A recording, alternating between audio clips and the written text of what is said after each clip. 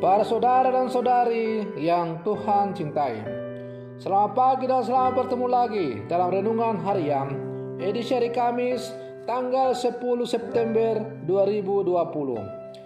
Mengawali hari yang baru ini, kita hendak mendengar dan merenungkan sabda Tuhan.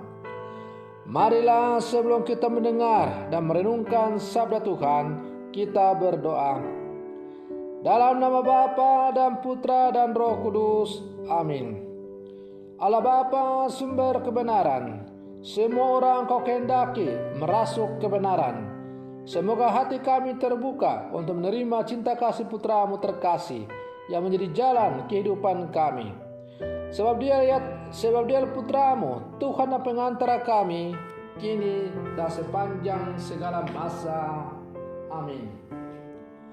Para saudara dan saudari yang Tuhan cintai, sabda Tuhan yang hendak kita dengar dan kita renungkan bersama untuk mengawali hari yang baru ini diambil dari Injil Lukas pasal 6 ayat 27 sampai 38. Tuhan sertamu. Inilah Injil Tuhan kita Yesus Kristus menurut Santo Lukas. Yesus bersabda kepada murid-muridnya, "Dengarkanlah perkataanku ini, kasihilah musuhmu, berbuatlah baik kepada orang yang membenci kalian, mintalah berkat bagi mereka yang mengutuk kalian, berdoalah bagi orang yang mencaci kalian. Bila orang menampar pipimu yang satu, berikanlah pipimu yang lain. Bila orang mengambil jubahmu, biarkan juga ia mengambil bajumu. Berilah kepada setiap orang yang meminta kepadamu, dan janganlah meminta kembali dari orang yang mengambil kepunyaanmu. Dan sebagaimana kalian kehendaki orang perbuat kepada kalian, demikian pula hendaklah kalian berbuat kepada mereka. Kalau kalian mengasihi orang yang mengasihi kalian, apakah jasamu? Orang-orang berdosa pun berbuat demikian. Sebab jikalau kamu berbuat baik kepada orang yang berbuat baik kepada kamu, apakah jasamu? Orang-orang berdosa pun berbuat demikian. Lagi pula, kalau kalian memberikan pinjaman kepada orang dengan harapan akan memperoleh sesuatu daripadanya, apakah jasamu? Orang-orang berdosa pun meminjamkan kepada orang-orang berdosa, supaya mereka menerima kembali sama banyaknya. Tetapi kalian kasihilah musuhmu, dan berbuatlah baik kepada mereka, dan berilah pinjaman tanpa mengharapkan balasan. Maka ganjaranmu akan besar, dan kalian akan menjadi anak Allah yang Maha Tinggi. Sebab Ia baik terhadap orang-orang yang tidak tahu berterima kasih dan orang-orang jahat. Hendaklah kalian murah hati sebagaimana Bapamu murah hati adanya.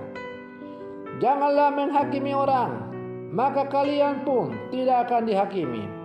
Dan janganlah kamu menghukum orang, maka kalian pun tidak akan dihukum. Ampunilah, maka kalian pun akan diampuni. Berilah, dan kalian akan diberi. Suatu takaran yang baik, yang dipadatkan, yang digoncang dan ditumpah keluar, akan dicurahkan ke dalam pangkuanmu. Sebab ukuran yang kalian pakai akan diukurkan pula kepadamu." Demikianlah Injil Tuhan. Para saudara dan saudari yang Tuhan cintai, kebencian kerap kali menjadi peristiwa harian kita. Kebencian yang paling ironis justru terjadi antara saudara dan anggota keluarga yang seharusnya saling mencintai. Pertanyaan buat kita, sejauh mana ajaran Yesus untuk mengasihi musuh dan orang yang membenci kita dapat laksanakan? Para saudara dan saudari yang Tuhan cintai. Normalnya adalah kita mengasihi orang yang mengasihi kita dan balas membenci orang yang membenci dan menyakiti kita. Maka bisa dikatakan ajaran Yesus ini tidak masuk akal. Ternyata ajaran Yesus ini nantinya mendapat bukti saat terakhir hidupnya di kayu salib. Ia tetap mau mengampuni dan mencintai orang-orang yang sudah memfitnah, menyiksa, dan membunuhnya. Ketika ia tergantung di atas kayu salib, di tengah-tengah penderitanya yang dahsyat, orang masih mengolok-olok dia.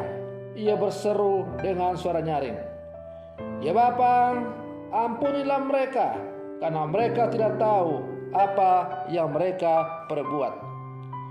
Itulah puncak pernyataan kasih Yesus kepada manusia sebagai perwujudan dari ajaran kasih yang ia ajarkan.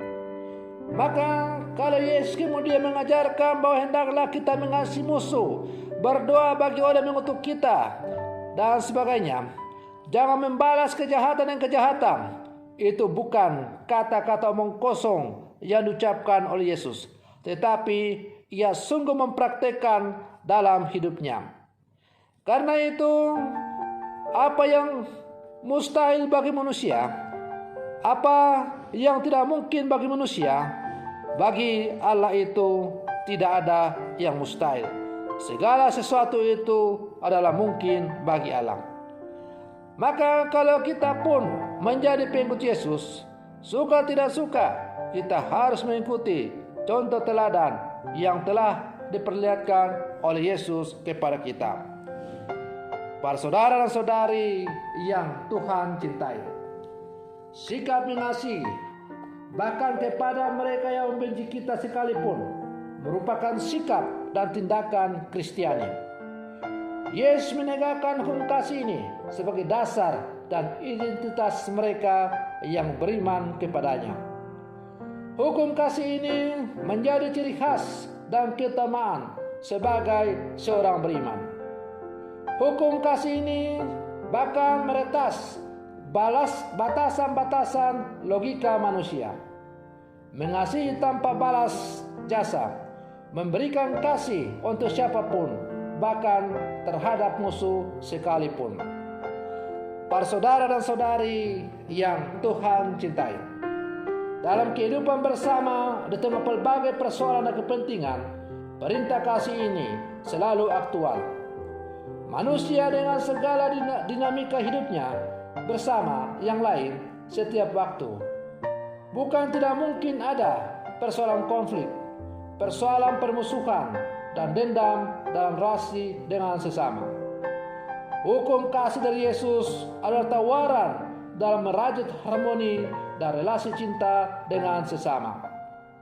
Karena itu, apabila kita sebagai murid-murid Yesus yang hidup di zaman sekarang, kita sungguh melaksanakan perintah kasih ini di dalam kehidupan kita, maka yakin dan percayalah bahwa dunia akan selalu diliputi oleh rasa damai.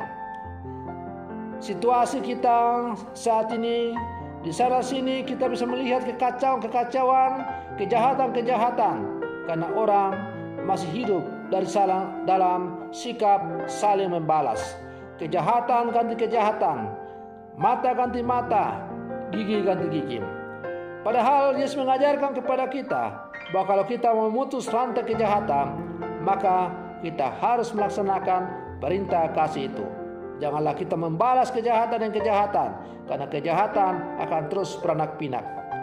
Para saudara dan saudari yang Tuhan cintai, sebagai murid-murid Yesus yang hidup zaman sekarang, suka tidak suka, kita harus melaksanakan apa yang diajarkan oleh Yesus ini. Sanggupkah kita untuk melaksanakan perintah mengasihi, perintah kasih dari Yesus?